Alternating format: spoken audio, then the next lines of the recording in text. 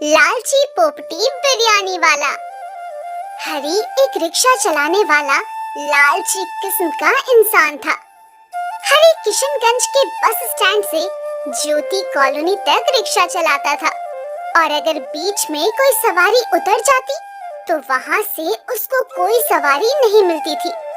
सारे रिक्शा बीच में ना रुककर एक जगह से दूसरी जगह तक डायरेक्ट जाते थे। एक दिन हरी किशनगंज के बस स्टैंड पर खड़ा सवारी का इंतजार कर रहा था। तभी एक सज्जन वहाँ आते हैं। रिक्शा खाली है क्या? हाँ हाँ साहब, आइए बैठिए। कहाँ तक छोड़ दूं? मुझे अमर कॉलोनी तक जाना है, चलोगे क्या? वो तो ज्योति कॉलोनी से पहले पड़ता है ना साहब। हाँ हाँ, मुझे वहीं तक जाना है।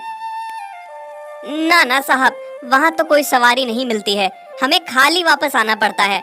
हम तो ज्योति कॉलोनी तक जाते हैं। हरी की बातें सुनकर सनी परेशान हो जाता है क्योंकि उसे तो अमर कॉलोनी में जाकर बिरयानी खानी थी और वो बिरयानी सिर्फ अमर कॉलोनी के चौराहे पर ही मिलती थी।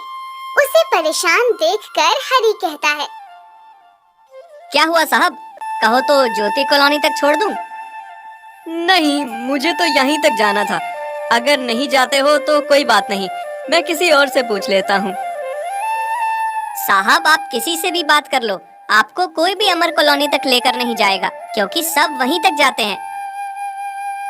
भैया, बस थोड़ी सी ही देर की तो बात है, वहाँ से बिरयानी खानी है और वहाँ की बिरयानी मुझे अच्छी लगती है। ठीक है, अगर इतना कह ही रहे हो तो चलो, मैं तुम्हें छोड़ देता हूँ। सनी उसके रिक्शे में बैठ जाता है और हरी रिक्शे को हवा से बातें करता हुआ अमर कॉलोनी पहुंच जाता है, जहां बिरयानी वाले के पास लंबी लाइन लगी होती है। वहीं पर सनी उसको रोक देता है और उसे कहता है, भैया, मुझे यहीं तक उतार दो और ये लो यहाँ तक का भाड़ा। ठीक है। सनी वहाँ पर बिरयानी खाने लग जाता है। वहीं दूसरी ओर हरी दूर खड़ा अपने रिक्शे को लेकर वहीं पर खड़ा होता है। जब सनी बिरयानी खाकर देखता है तो हरी को वहीं पाता है और उसके पास जाकर पूछता है, अरे रिक्शे वाले भैया, तुम अभी तक गए नहीं? मुझे तो यहीं तक आना था और इतनी देर से तुम यहाँ खड़े हो। क्या बताऊं साहब, यहाँ तक कोई सवारी नहीं मिलती, हमें वापस खाली आना पड़ता है। आपके बिरयानी खाने का इंतजार कर रहा था। अगर आपने बिरयानी खा ली हो तो हम आपको छोड़ देते हैं। खाली रिक्शा चलाने से तो अच्छा है कि आप ही को लेकर चलें। अरे ये तो आपने बहुत अच्छा किया। चलिए चलिए, मेरा तो हो गया, मुझे बस स्टैंड पर दोबारा छोड़ दीजिए। हरी उसे दोबारा से वही स्टैंड पर छोड़ देता है। इसी तरह से कुछ दिन तक चलता रहता है। सनी अपने साथ कुछ लोगों को और लेकर आता है।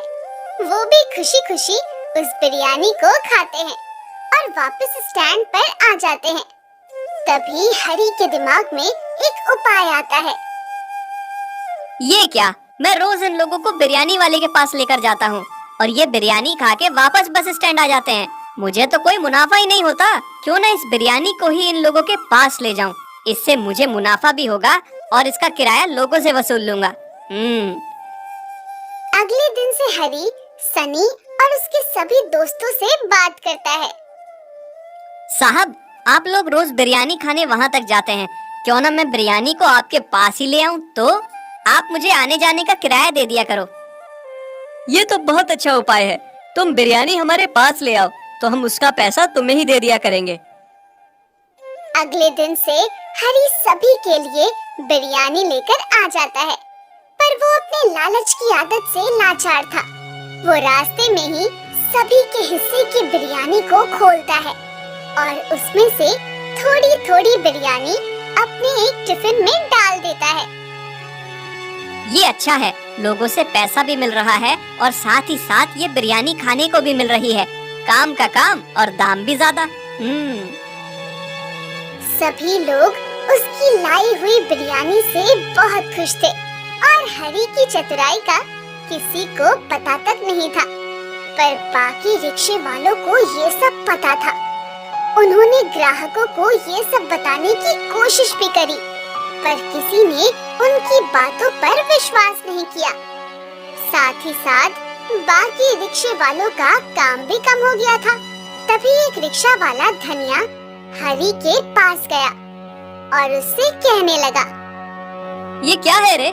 तूने हमारे सारे ग्राहक छीन लिए। अब कोई सवारी हमारे रिक्शे पर आना नहीं चाहती है। सब बिरयानी खाने के लिए जाते थे और तूने बिरयानी को यहाँ से ले जाकर सबको देना शुरू कर दिया। तेरे तो दोनों हाथों में लड्डू और सर कढ़ाई में, और हम मक्खी मारते रहते हैं। इस तरह से थोड़ी ना चलेगा। हाँ। अपनी अपनी किस्मत है भाई। हरी, या तो तू सुधर जा, नहीं तो ये तेरी लालच की आदत एक दिन तुझे ले डूबेगी।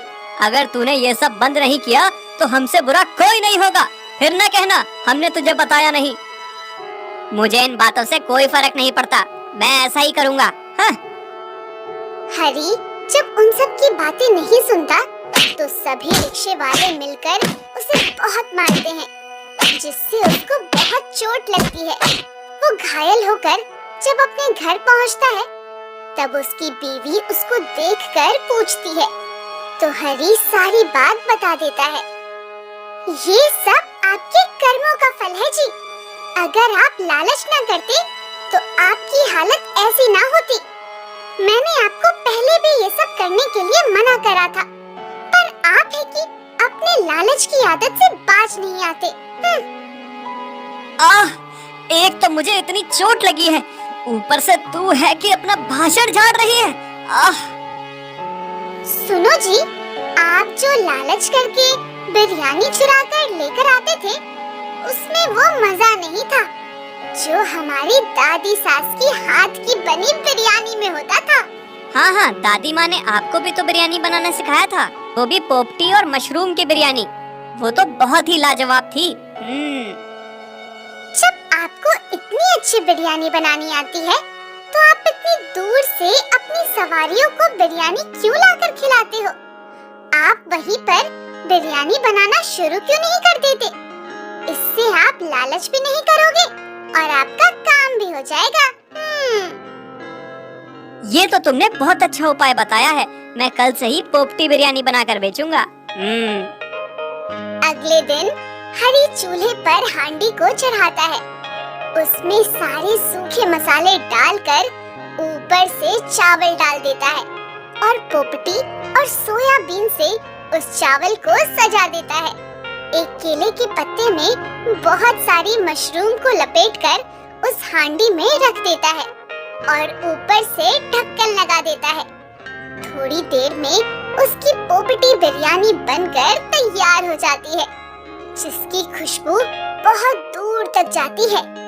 वो अपनी बिरयानी को स्टैंड पर ले जाकर बेचना शुरू कर देता है। बिरयानी ले लो, बिरयानी, पोपटी बिरयानी, किशनगंज की मशहूर बिरयानी। अरे ये खुशबू तो बहुत अच्छी आ रही है, खा कर देखो तो और भी मजा आएगा। ओ, जरा एक प्लेट लगाना।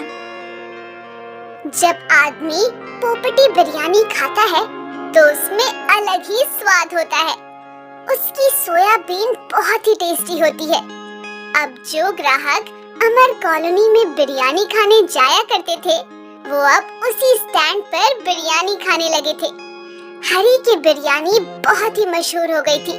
सभी अब हरी को पोपटी बिरयानी वाले के नाम से जानने लगे थे और हरी धीरे धीरे अच्छे पैसे कमाने लगा था और हंसी खुशी अपने परिवार के साथ रहने लगता है और अपनी लालच की आदत भी छोड़ देता है।